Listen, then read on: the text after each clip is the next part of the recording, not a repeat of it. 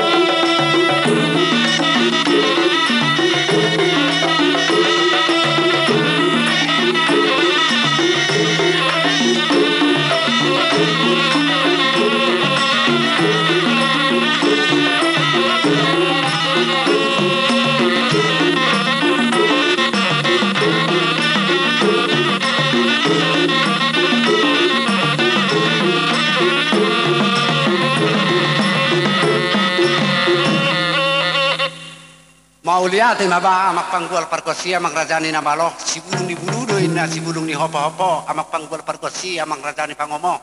malo piau umalo doho sude pangidu unung ahok di beko doho si paduo gununga dia turfo bai majo amang godang ni nahu pangidon adorak so di beko godang na odo doho nami tua mata pengundak tokeriang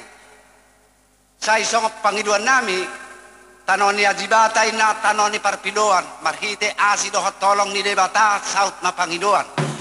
mangido do hami sia robong aku debata para siroha songo binangan si hobingin na pokahan ni tarebunga si burma magoda ko para mo pepeng matua pardakaw ban na limutot tanggurungna lelek kamu mangolu saur maham matua sinur na pinahang gabi na liuda Sanggara porik kulobak satua tubuh anak marsanga boru na martua suku alangon na anak sekolah da mangula amak panggual parpasi banjolo gudang ni raja igot tak sisari matua asugabe asal horas pangudang dohot na liutang na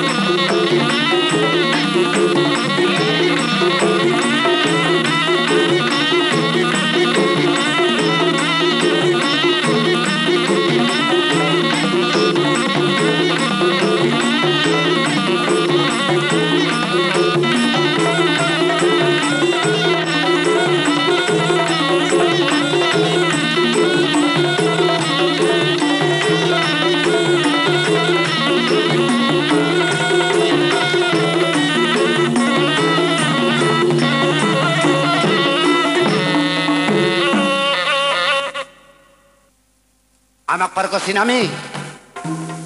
mauliati mariho sudah panggiluan nami nung ahok di beko jadi asamanot terkami jo atas nama rombonganon bayan majo lagu silayang pandang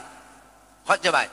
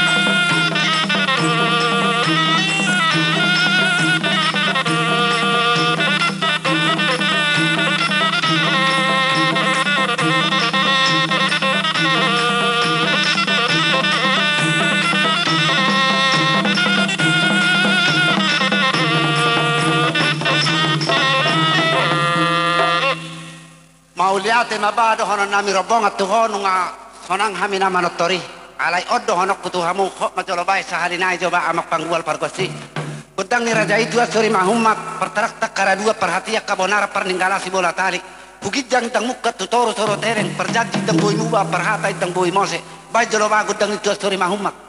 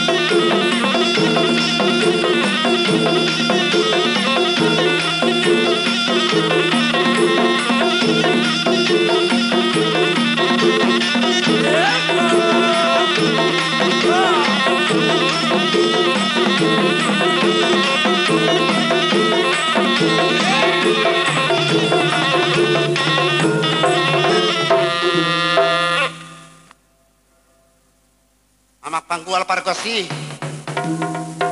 amang rajani namalo hami asa manotor hami di bagasar robongan namion naro hami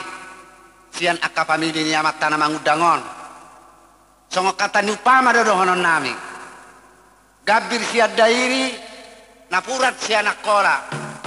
ibibir daina italona tabona patidak panaili paulak koko saloja boy do lubat libatu boy hite ni dorma asima rohani debata holong marohani Tuhan dapat manajat lagi jupang mana ni duluan jadi bahin majo amang songok kata ni upama napurat tano-tano ranking marsi ronggongan tuk pehami pada odao doh amat tapi ngundang doh pusat pimpinan nami amat tasitapunan tut dinami mamarsi kongkoman jadi bahin majolo amang lain-lain itu di si gabe-gabe si korporasi baik kamu jo dua sarunai bapak sarune kok cobain amang lain-lain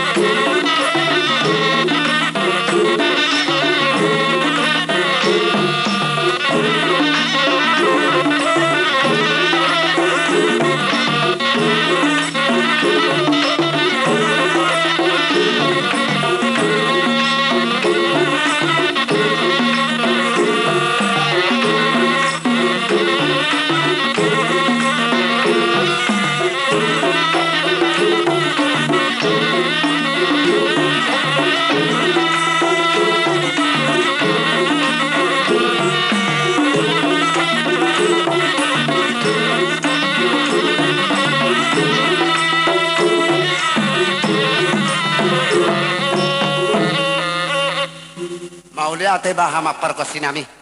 Asa hubay kami jo tortornami san no pasnai mardugu sopisi mahojoloho.